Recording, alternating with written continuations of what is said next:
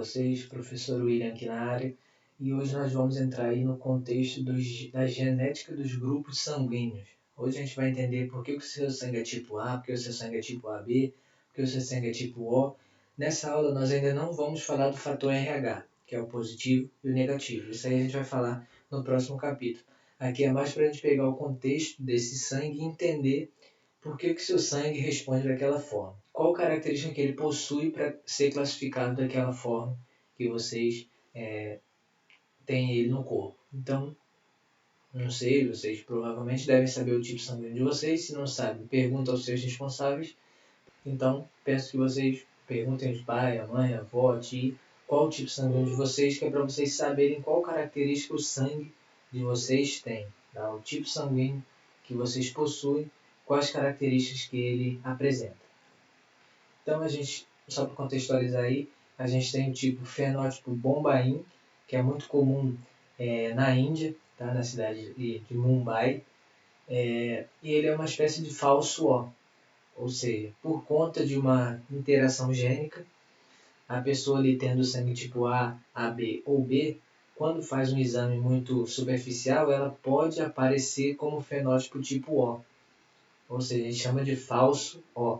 E aí você precisa fazer um exame mais específico para poder comprovar se aquele sangue é tipo O ou se ele é outro tipo, só que ele está meio que escondido por conta desse efeito Bombaim.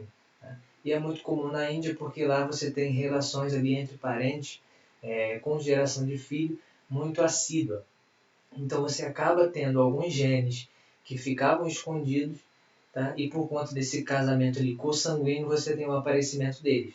Nesse caso não é uma coisa ruim, tá? Ele apenas é um fenótipo ali, ele vai mostrar de uma forma diferente, mas o funcionamento dele é o que interessa. Então você tem esse efeito do falso O.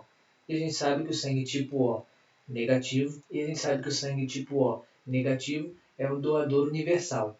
Então se você não tivesse um exame mais específico para esse efeito Bombaim, provavelmente você poderia fazer uma doação de sangue errada ali e comprometer a vida de alguma pessoa. Então foi só para a gente trazer uma contextualização aí. Trazendo também para o mundo dos nossos pets, os cães eles possuem tipos sanguíneos diferentes também.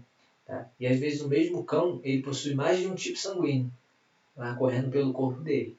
Isso ocorre porque as interações gênicas ali permitem que sangues sejam produzidos ali naquele corpo e atuem em conjunto. Tá? E dentro dos cães você também tem aqueles animais que são doadores universais de sangue.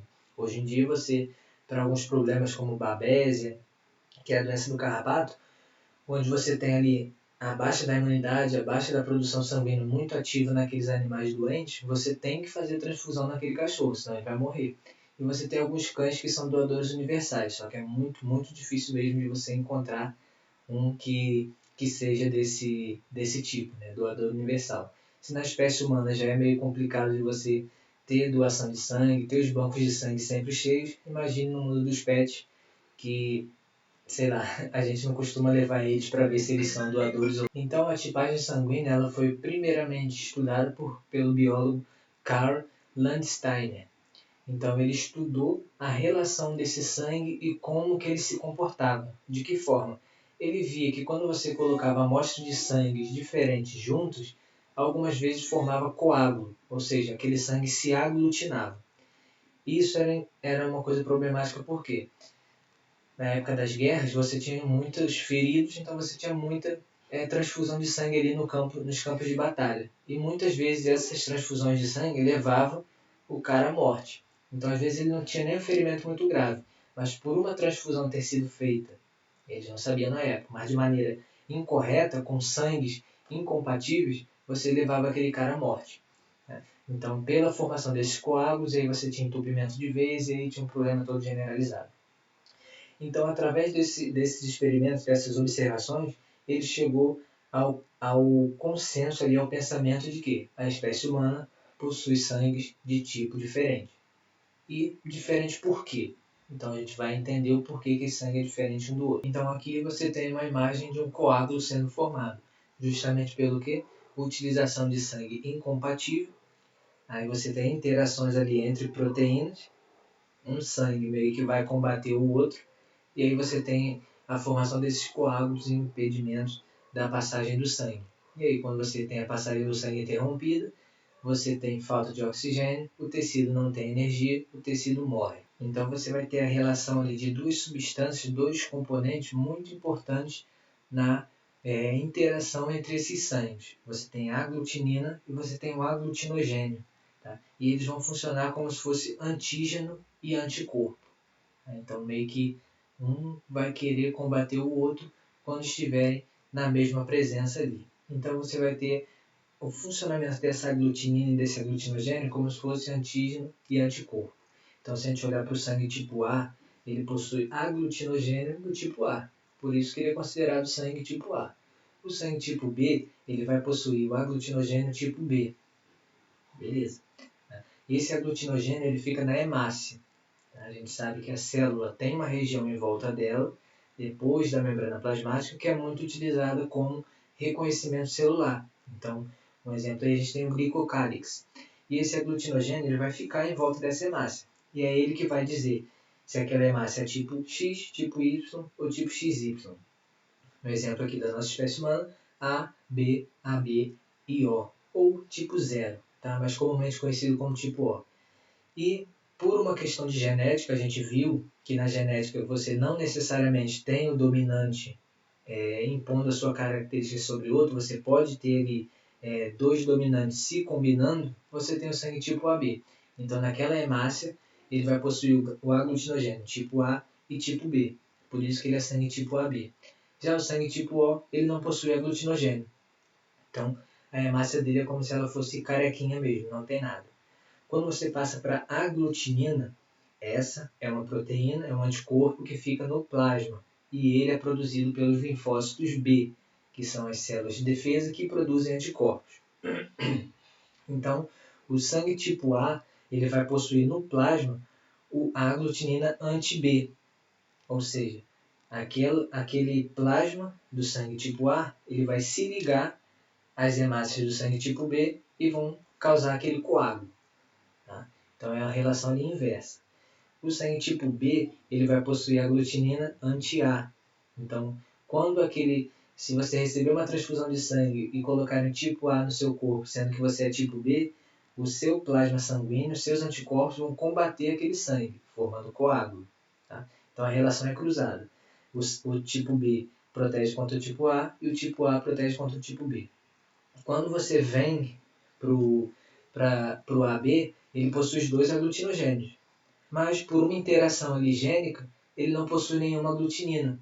Ou seja, ele não possui nenhum anticorpo que vá formar coágulo na presença de outro tipo sanguíneo, que é o meu caso. Eu sou sangue tipo AB positivo. Eu sou receptor universal de sangue, porque eu não possuo nenhum tipo de anticorpo contra outro tipo sanguíneo. Então, eu posso receber sangue tipo A, tipo B, tipo O, tranquilo. Tá? Não tem problemas em relação a isso, porque o meu plasma sanguíneo não possui anticorpos contra hemácias. Quando você fala do sangue tipo O, o sangue em si, a hemácia, ela é peladinha. Ela não possui aglutinogênio. Ou seja, ela não vai ser reconhecida. Porém, no plasma sanguíneo dele, ele possui anticorpos contra sangue tipo A e contra sangue tipo B e, consequentemente, contra o AB também. Então, por isso que o sangue tipo O, negativo, lembrando que a gente vai falar de sistema RH na próxima aula, mas o tipo O negativo, ele é o quê? Doador universal. Porque quando você recebe aquelas hemácias, independente se você é tipo A, tipo B ou tipo AB, o seu plasma sanguíneo não vai conseguir combater ela. Por quê? Ela é peladinha. Ela não tem nada, nenhuma característica ali que vai induzir os seus anticorpos a atacarem ela. Então, meio que ela passa despercebida pelo seu sistema imune e você consegue receber aquela hemácia sem problema. Agora, o sangue tipo O, ele só pode receber dele mesmo. Por quê? Porque ele possui os dois anticorpos. Então, ele vai combater sangue tipo A, ele vai combater sangue tipo B e ele vai combater sangue tipo AB. Qual o único sangue que não tem nenhum tipo de reconhecimento ali de aglutinogênio que vai ser atacado pelos anticorpos? Sangue tipo O. Então, a pessoa que é do sangue tipo O, ela doa para todo mundo, mas ela só pode receber dela mesma, tá? Justamente por não ter essa interação entre a aglutinina e a aglutinogênio. Então aqui a determinação genética desse sistema BO, vocês vão utilizar isso nos exercícios. Então você tem o fenótipo, sangue tipo A, tipo B, AB e O. O genótipo ele pode ser um pouco diferente. Aqui você tem uma relaçãozinha ainda entre recessivo e dominante. Então quais são os genes dominantes que a gente tem? I, Azão e I, Bzão. Quando você tem I, o recessivo vai ser o Izinho. A gente sabe que o fenótipo recessivo ele só aparece quando está em homozigose, ou seja, quando as duas letrinhas são iguais. Então vamos lá, sangue tipo A, ele pode ser Iazão, Iazão, Iazão, Izinho, como está na imagem. O sangue tipo B é a mesma coisa, só que modificando o B. Ali vai ficar IBzão, IBzão ou IBzão, IBzão, Izinho. E no sangue tipo AB você tem a interação em conjunto desses dois genótipos, desses dois alelos, Iazão e Ibzão, formando o sangue tipo AB. Já no sangue tipo O, você tem o que ali? Recessivos, em homozigose. Então você tem o sangue tipo O. E aqui tem a relação aglutinogênio-antígeno e aglutinina-anticorpo, que a gente falou ainda agora, expliquei bem detalhadamente um por um para vocês. E através desses genótipos que a gente tem aqui, é o que a gente vai conseguir fazer exercícios relacionados à tipagem sanguínea. Por exemplo, se eu falar para você, um indivíduo com sangue tipo AB se relaciona com um indivíduo do sangue tipo O. Qual a probabilidade desse filho nascer com sangue tipo A? Aí você vai fazer os cruzamentos, vai achar o genótipo e vai fazer aquela mesma proporção que vocês já estão carecas de fazer. Beleza? Não tem mistério nenhum. A única coisa que muda aqui é essa relação de aglutinina e aglutinogênio, é esse contexto teórico, mas o cruzamento mesmo genético vocês já sabem fazer de cós salteado. Então, como é que funciona a compatibilidade na hora da doação do sangue? Isso daqui é levando em conta apenas o grupo sanguíneo, excluindo o fator RH. Isso aí a gente vai falar na próxima aula. Então você tem o sangue tipo AB recebendo de B, de A e de O. E AB recebendo dele mesmo.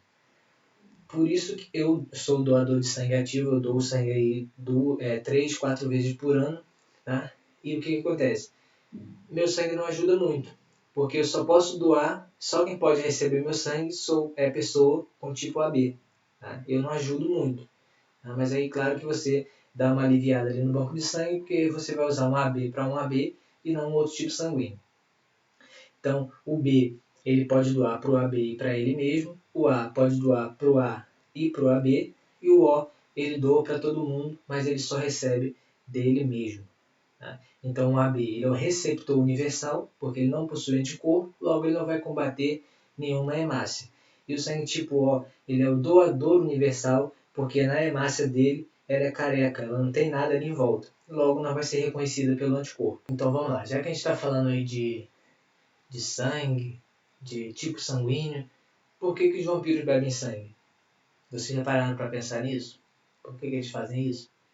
Então aqui na primeira imagem a gente tem uma novela muito famosa aí, que foi O Beijo do Vampiro. Tá? E na outra imagem a gente tem o Conde Drácula do anime Castlevania.